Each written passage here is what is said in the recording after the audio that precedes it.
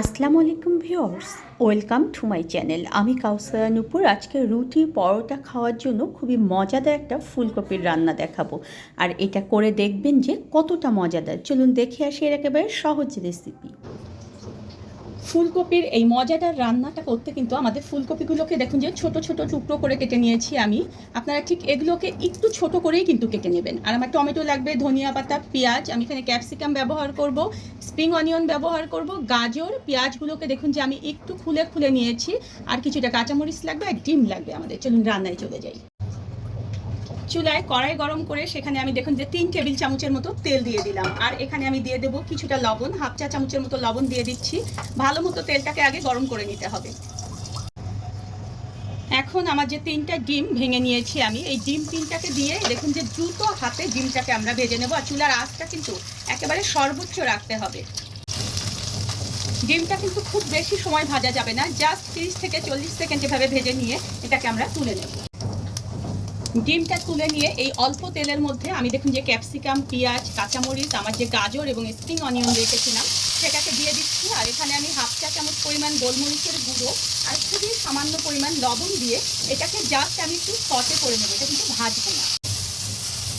দেখুন এগুলো কিন্তু আমি কালার চেঞ্জ করিনি, জাস্ট একটু সটে করে নিয়ে এগুলোকে আমরা তুলে নেব।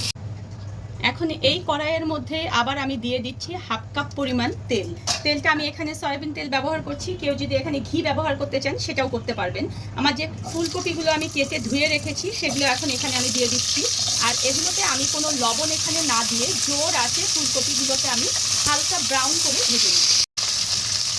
ফুলকপি ভাজার সময় আমি কেন লবণ ব্যবহার করলাম না সেটা আপনাদেরকে বলবো। দেখুন যে এরকম যখন ব্রাউন ব্রাউন হয়ে যাবে তখন এই ফুলকপিগুলোকে সব আমরা তুলে নেব।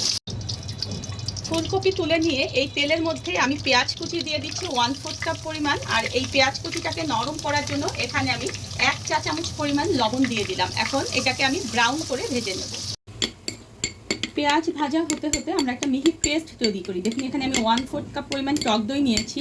আর টক দই কীভাবে ঘরে একদম পারফেক্টলি তৈরি করবেন আমার চ্যানেলে দেওয়া রয়েছে। আপনারা আমার চ্যানেলে গিয়ে প্লেলিস্টে গিয়ে দইয়ের রেসিপিতে দেখবেন অনেক রকম দই রয়েছে। এখন ভালো মতো দেখুন যে দইটাকে ফেটিয়ে নিলাম। নিয়ে এখানে আমি দিয়ে দেব 1 চা চামচ পরিমাণ রসুন বাটা, 1 চা চামচ পরিমাণ আদা বাটা, খুবই সামান্য 1/4 টিস্পুন পরিমাণ হলুদ এখানে ব্যবহার করছি, হাফ চা চামচ পরিমাণ জিরের গুঁড়ো এবং হাফ চা চামচ পরিমাণ এখানে ধনিয়ার গুঁড়ো ব্যবহার করছি। আর শুকনো মরিচ এখানে আপনি দিয়ে দেবেন আপনার টেস্ট অনুযায়ী। আমি এখানে হাফ চা চামচ পরিমাণ দিয়ে দিলাম। দিয়ে এটাকে আমি ভালো মতো মিলিয়ে নেব। আর ওদিকে কিন্তু পেঁয়াজটাকেও দেখতে হবে যে পুড়ে যেন না যায়। পেঁয়াজটা দেখুন যে আমার সুন্দর ব্রাউন কালার চলে এসেছে। এখন এখানে আমি 1/4 কাপ পরিমাণ দেখুন যে পেঁয়াজ বাটা ব্যবহার করছি। এই পেঁয়াজ বাটাটা দেওয়ার কারণে গ্রেভিটা কিন্তু অনেক সুন্দর হবে। আর আমি ওখানে যে একটা মশলার পেস্ট তৈরি করলাম সেই পেস্টটা এখন পুরোটাই এর মধ্যে ঢেলে দিচ্ছি। আমি এখানে গোলমরিচের গুঁড়ো ব্যবহার করছি হাফ চা চামচ পরিমাণ, কালো গোলমরিচের গুঁড়ো এখানে ব্যবহার করেছি। এখন এটাকে একটু আমি 1 মিনিট ধরে তেলের মধ্যে নেড়ে চেড়ে নেব। মশলাটাকে দেখুন যে আমি ভালো মতো নেড়ে চেড়ে নিয়েছি। এখন আমি এখানে হাফ কাপ পরিমাণ পানি দিয়ে এই মশলাটাকে একটু সুন্দর করে কষিয়ে নেব। মশলাটা সুন্দর মতো আমি দেখুন যে কষিয়ে নিয়েছি। এখন ভেজে রাখা যে ফুলকপিগুলো সেটা দিয়ে দিচ্ছি। আর আমি একটা টমেটো এখানে দেখুন যে কুচি করে নিয়েছি, সেই টমেটো কুচিটাকেও দিয়ে দিচ্ছি। দিয়ে এটাকে আমি 2 মিনিট ধরে একটু নেড়ে চেড়ে একদম সুন্দর করে কষাবো। সুন্দর মতো দেখুন যে আমার কষানো হয়ে গিয়েছে। এখন এখানে আমি 1 কাপ পরিমাণ পানি দিয়ে দিচ্ছি। আর চুলার জালটাকে মাঝারি রেখে আমি এটাকে সিদ্ধ হতে দেবো 3 থেকে 4 মিনিট। তারপরে আমি ফিরে আসবো। 5-7 মিনিট পরে দেখুন যে ফুলকপির ডাঁটাগুলো একদম সুন্দর মতো সিদ্ধ হয়ে যাবে। ঠিক এই অবস্থায় এসে আমার ভেজে রাখা ক্যাপসিকাম, ডিম এবং অন্যান্য যা কিছু ছিল পুরোটাই দেখুন যে আমি এর মধ্যে দিয়ে দিচ্ছি। আর এখানে আমি ব্যবহার করব হাফ চা চামচ পরিমাণ গরম মশলার গুঁড়ো। আমার চ্যানেলে দেখবেন যে গরম মশলার গুঁড়ো কীভাবে পারফেক্টলি তৈরি করতে হবে তার ভিডিও দেওয়া রয়েছে, আমি ডেসক্রিপশন বক্সে সেটার লিঙ্ক দিয়ে দেবো।